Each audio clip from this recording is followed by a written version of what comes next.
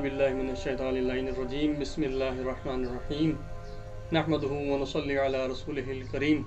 اما بعد فقد قال امیر المومنین علی بن ابی طالب کن فی الفتنۃ کابن اللبن۔ آج شب ضربت ہے، آپ کے سامنے اپنے مولا علی علیہ السلام کی نورانی کلمات میں سے ایک جملے کا آپ کے سامنے تذکرہ کرنے کی سعادت حاصل کی ہے کہ جس میں ہمارا مولا اور ہمارا آقا ہمیں کچھ نصیحتیں کرنے ہوئے اس چھوٹے سے جملے میں، اور وہ نصیحتوں کا سمندر اس چھوٹے سے جملے میں ہے، سمایا ہوا ہے کہ جس کو اگر ہم غور کریں تو شاید ہمیں نصیحتوں کے اور ہماری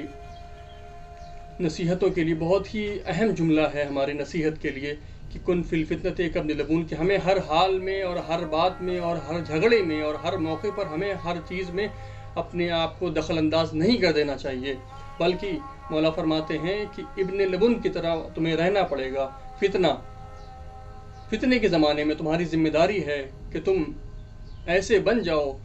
اور ایسے نہ بنو۔ کیسے بننا ہے اور تمہیں کیسے نہیں بننا ہے؟ مولا فرماتے ہیں کہ تمہیں ایسے بالکل نہیں بننا ہے کہ جو تمہارا مس یوز کیا جا سکے۔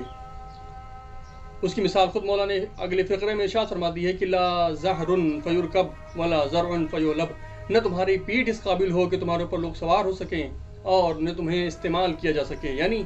تمہیں اس زمانے میں، فتنے کے زمانے میں تمہیں کوئی غلط استعمال نہ کر لے، تمہارا کوئی مس یوز نہ کر لے، یہ تمہاری ذمہ داری ہے۔ یعنی ہمیں اپنی صلاحیت کو اور اپنی استعداد کو اتنا بلند کرنا ہوگا کہ ہمیں ہر زمانے کی شناخت کرنے کی ذمہ داری ہمیں خود مولا فرما رہے ہیں کہ تمہیں ہر زمانے کی شناخت تمہاری ذمہ داری ہے کہ کون سا زمانہ فتنے کا ہے اور کون سا زمانہ فتنے کا نہیں ہے۔ آخر یہ فتنہ، یہ لفظ ہے تو چھوٹا سا لفظ فتنہ، لیکن اس کے معنی اور مفہوم اگر ہم اس کو غور کریں تو شاید ہمیں پتہ چلے گا کہ ہے تو چھوٹا سا لفظ لیکن اس کے اندر کتنے معنی اور کتنے مفاہیم پوشیدہ ہیں۔ 3 چیزیں ہو سکتی ہیں جو احتمال دی جا سکتی ہیں کہ 2 لڑنے والے ہوں اور یا تو وہ دونوں ہی کہ دونوں باطل کے اوپر ہوں، یہ ممکن ہے کہ 2 لڑنے والے ہوں اور دونوں ہی باطل کے اوپر ہیں۔ دوسری صورت یہ ہو سکتی ہے کہ 2 لڑنے والے ہوں لیکن ان میں سے ایک حق پر ہو اور دوسرا باطل کے اوپر ہو، یہ بھی ممکن ہے۔ تیسری صورت ہو سکتی ہے لیکن یہ ممکن نہیں ہے، اگر ہم تقسیم بندی پر آئیں تو تیسری صورت بھی ہو سکتی ہے کہ 2 لڑنے والے ہیں اور دونوں حق کے اوپر ہیں۔ یہ صورت ممکن نہیں ہے کہ کبھی حق سے ٹکراؤ نہیں ہوتا، حق کبھی حق سے نہیں لڑتا، ہمیشہ باطل حق سے لڑتا ہے یا باطل سے لڑتا ہے، کبھی حق سے نہیں لڑتا۔ تو مولا جو فرما رہے ہیں کہ فتنے کے زمانے میں تم ابن لبن کی طرح ہو جاؤ، یا آخر کون سا زمانہ ہے کہ جس کی طرف مولا ارشاد فرما رہے ہیں اور اشارہ کر رہے ہیں؟ ظاہر سی بات ہے کہ جب 2 حق آپس میں نہیں ٹکراتے ہیں، نہیں لڑتے ہیں، تو مولا کی مراد بھی یہ نہیں ہو سکتی کہ جب 2 حق لڑ رہے ہوں، جب 2 حق لڑتے ہی نہیں ہیں۔ دوسری صورت یہ ہے کہ جب ایک حق ہو اور ایک باطل ہو، یا تیسری صورت کہ یا ایک حق ہو اور یا دونوں ہی باطل ہوں۔ تو یہ دونوں صورتیں بنتی ہیں، آخر مولا کی کون سی مراد ہے ان دونوں صورتوں میں سے؟ تو اگر ہم غور کریں تو ہمیں ان دونوں مرادوں میں سے مولا کی کون سی مراد ہے، ہمیں خود ائمہ علیہ السلام کی طرز زندگی سے اور ان کی پوری زندگی کی روش سے ہمیں یہ معلوم ہو جاتا ہے اور یہ پتہ چلتا ہے کہ دوسری والی مراد نہیں ہے کہ جہاں پر 2 لڑنے والوں میں سے دونوں باطل ہوں تو ہمیں کسی کا ساتھ دینا ہے۔ جیسے آپ دیکھ لیں، ہمارے سامنے کھلی ہوئی مثال ہے اماموں کے زمانے کی کہ جب بنی امیہ اور بنی عباس کے جھگڑے کا دور ہوا ہے تو وہاں پر ہمارے اماموں نے نہ ان کا ساتھ دیا ہے اور نہ ان کا ساتھ دیا ہے، نہ بنی امیہ کے ساتھ رہے ہیں نہ بنی عباس کے ساتھ رہے ہیں۔ یعنی جب 2 لڑنے والے ہوں اور دونوں باطل کے اوپر ہوں تو ہمیں نہ ان کا ساتھ دینا ہے نہ ان کا ساتھ دینا ہے۔ اور اس زمانے میں مولا نے اور تمام اماموں نے جس زمانے میں بھی جہاں پر 2 باطل کی جنگ ہوئی ہیں یا 2 باطل لڑ رہے ہیں، انہوں نے نہ ان کا ساتھ دیا ہے اور نہ ان کا ساتھ دیا ہے، بلکہ اپنے موقف کے اوپر اور اپنے طرز عمل کے اوپر اپنی زندگی کو گزارتے ہوئے اور اپنے چاہنے والوں کو ان تک تمام دینی احکام کو پہنچاتے رہے ہیں اور تمام ان کی ضروریات کو پورا کرتے رہے ہیں، چاہے وہ پوشیدہ طور پر کرتے رہے ہوں اور چاہے وہ آشکارا طور پر کرتے رہے ہوں۔ تو یعنی ہماری مراد ہمارے اس کلام سے فتنے میں وہ مراد نہیں ہے کہ جہاں پر 2 باطل لڑنے والے ہوں، کہ جہاں پر 2 باطل لڑ رہے ہوں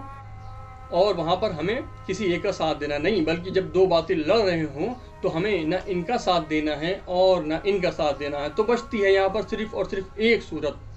کہ جس صورت میں ایک باطل ہو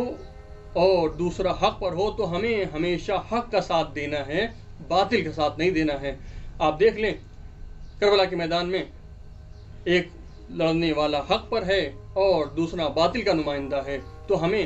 حق پر لڑنے والے کا ساتھ دینا ہے، اور جو حق پر لڑنے والے کے ساتھ رہے ہیں وہ زندہ و جاوید رہے ہیں۔ اور آپ خود تاریخ سے مشاہدہ کر سکتے ہیں کہ توابین کی فوج کہ جو وقت پر اپنے امام کے ساتھ نہ کھڑی ہوئی، اور واقع کربلا کے بعد یہ توابین کھڑے ہوئے، اور کھڑے ہونے کے بعد ایک ہی دن میں یہ سارے کے سارے شہید کر دیے گئے۔ کیا ان کا درجہ ان شہداء کے ساتھ کہ جو کربلا میں امام حسین کے ساتھ جنگ کرتے ہوئے شہید ہو گئے، کیا ان کے برابر ہو سکتا ہے؟ نہیں، کیونکہ یہ وقت شناس نہیں تھے کہ کون حق پر ہے اور کون باطل پر ہے، اور ہمیں حق کا ساتھ دینا چاہیے۔ انہوں نے حق کا ساتھ نہیں دیا وقت پر، اور اس کے بعد پشیمانی میں جنگ کری، لیکن وہ درجہ اور وہ مقام کہ جو حق کا ساتھ دینے کے ساتھ انسان کو حاصل ہوتا ہے وہ ان توابین کو حاصل نہیں ہو پایا۔ مقصد کہنے کا یہ ہے کہ ہمیں حق کا ساتھ دینا ہے اور باطل کا ساتھ نہیں دینا ہے جب دو لڑنے والوں میں ایک حق پر ہو۔ اور یہ بھی نہیں کر سکتے ہیں ہم کہ ہم نہ حق کا ساتھ دیں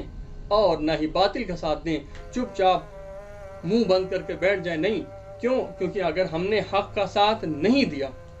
تو اس کا مطلب یہ ہے دوسرے لفظوں میں کہ ہم باطل کے ساتھ ہیں۔ حق کا ساتھ نہ دینے کا مطلب یہ نہیں ہے کہ آپ نے باطل کا بھی ساتھ نہیں دیا۔ کوئی آدمی اگر ہے کہ جو باطل کا ساتھ نہیں دے رہا ہے اور حق کا بھی ساتھ نہیں دے رہا ہے، تو اس کا مطلب یہ نہیں ہے کہ وہ اگر حق کے ساتھ نہیں ہے تو وہ باطل کے ساتھ بھی نہیں ہے، نہیں۔ بلکہ اگر کوئی آدمی حق کو پہچاننے کے بعد حق کا ساتھ نہیں دے رہا ہے تو اس کا مطلب یہ ہے کہ وہ باطل کے ساتھ ہے۔ حق کا ساتھ نہ دینا یہ عین باطل کی ہمراہی کے مترادف ہے۔ تو ہمیں اس زمانے میں کہ جب ہمیں پتہ ہو کہ تو یہ حق ہے اور یہ باطل ہے، ہمیں اس زمانے میں حق کا ساتھ دینا ہی دینا ہے اور باطل کا ساتھ نہیں دینا ہے، اور نہ ہی خاموش ہو کر بیٹھنا ہے۔ جیسے کہ کوفیوں نے حق کا ساتھ نہ دیا اور یوں کہیں کہ وہ باطل کے بھی ساتھ نہیں تھے، تو اس کا مطلب یہ ہے کہ وہ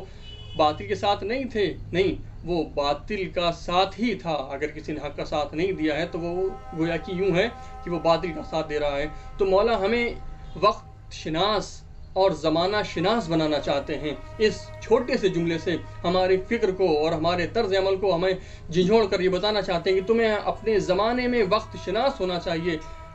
ہر جھگڑے میں کود نہ پڑو اور ہر جھگڑے سے کنارہ کش نہ ہو جاؤ۔ دیکھو